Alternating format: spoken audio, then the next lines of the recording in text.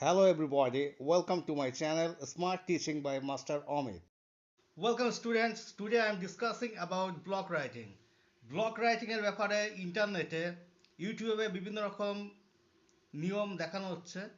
Actually block writing এর ক্ষেত্রে যেটা সবথেকে ইম্পর্ট্যান্ট ব্যাপার সেটা হচ্ছে প্রথম প্যারাতে ইন্ট্রোডাকশন লিখতে হবে, পরের প্যারাতে মেরিটস অর অ্যাডভান্টেজেস লিখতে হবে, দ্বিতীয় প্যারাতে ডিসঅ্যাডভান্টেজ অর ডিমেরিটস লিখতে হবে এবং থার্ড প্যারাতে কনক্লুশন অথবা তোমার মনে কি হচ্ছে সেই সম্বন্ধে লিখতে হবে। বিভিন্ন স্টুডেন্টসরা আমাদেরকে প্রশ্ন করছে যে আমরা কি করে ব্লগ রাইটিং করব।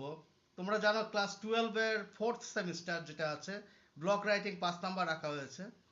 তো যেহেতু বিভিন্ন ইউটিউবে বিভিন্ন রকম ভিডিও ঘুরছে সেহেতু আমি বিভিন্ন স্টুডেন্টসরা যে প্রশ্ন করছে তার উত্তর এটা দেখাচ্ছি। এআই এ বুন অর এ কার্স, অর্থাৎ এআই মিনস আর্টিফিশিয়াল ইন্টেলিজেন্স, এটা আশীর্বাদ না অভিশাপ। প্রথমে কি বললাম, ইন্ট্রোডাকশন লিখতে হবে। কিন্তু আলাদাভাবে কিছু লিখতে হবে না, প্যারা করে লিখলেই হবে, ওটা আলাদাভাবে কোনো পয়েন্টস করার দরকার নেই। Artificial intelligence is a technology that allows computers and machines to perform tasks that typically require human intelligence, such as learning, teaching, anchoring, problem solving, and decision making. এটা ইন্ট্রোডাকশন, যে এআই ব্যাপারটা কি সেটা লেখা হলো, এআই সম্বন্ধে দিয়েছে বলে এটা লেখা হয়েছে।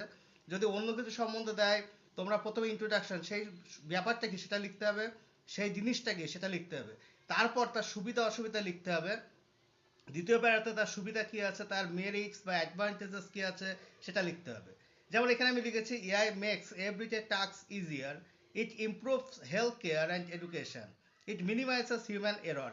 এখানে এআই দিয়ে আছে বলে এটা লেখা হচ্ছে, যে কোনো বিষয় দিক না কেন এখানে তার ভালো দিকটা লিখবে, তারপর তার খারাপ দিকে আসবে। On the other hand, AI causes unemployment, it creates privacy issues, AI reduces critical thinking and human judgement. সুতরাং প্রথমে ইন্ট্রোডাকশন বলে লিখতে হবে, কিন্তু ইন্ট্রোডাকশন বলে কোনো প্যারা করার, ইন্ট্রোডাকশন বলে কোনো পয়েন্টস করতে হবে না, শুধু সেটা সম্বন্ধে লিখবে, সেই বিষয়টা সম্বন্ধে যেটা দেবে। তারপর তার উপকারিতা যেটা আছে বা মেরিটস কি আছে সেটা লিখতে হবে, অথবা অ্যাডভান্টেজ কি আছে সেটা লিখতে হবে। পরের প্যারাতে গিয়ে ডিসঅ্যাডভান্টেজ কি, ডিমেরিটস কি সেটা লিখতে হবে এবং শেষে অ্যাট লাস্ট কনক্লুশন, মানে তোমার মতামত কি আছে সেটা লিখতে হবে। AI should be used responsibly for a better and excellent future. তোমার মতামত কি সেটা তুমি লিখবে। শুধুমাত্র এআই দিয়ে বোঝানো হলো, এআই বলে না, যে কোনো বিষয় সম্বন্ধে দিলে একাধিক স্টুডেন্টস আমাদের বিভিন্ন রকমভাবে প্রশ্ন করছে, তার সপক্ষে উত্তর দেওয়ার জন্য এই ভিডিওটা করা।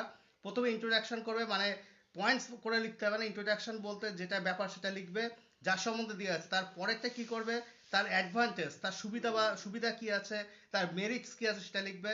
পরের প্যারাতে ডিসঅ্যাডভান্টেজ বা ডিমেরিটস, তার অসুবিধা কি আছে সেটা লিখতে হবে।